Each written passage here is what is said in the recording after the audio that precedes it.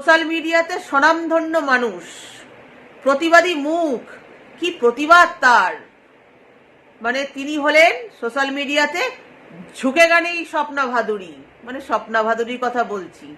যেই সরকার পরিবর্তন হয়েছে উনি সঙ্গে সঙ্গে টুক করে পরিবর্তন হয়ে গেছেন, মানে ঝুঁকে গেছেন। দেখে নিন কি বলছেন তিনি।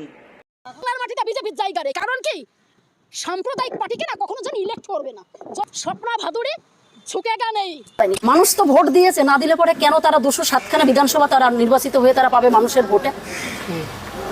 আর সাধারণ মানুষ একটা ডিসিশন যেটা ওনারা নিয়েছেন, আমি মনে করি যে পরিবর্তন তো প্রত্যেকটা জিনিসে গীতাতেও লেখা আছে, একদম স্পষ্টভাবে গীতাতে লেখা আছে যে সংসারের আর একটা নামই পরিবর্তন।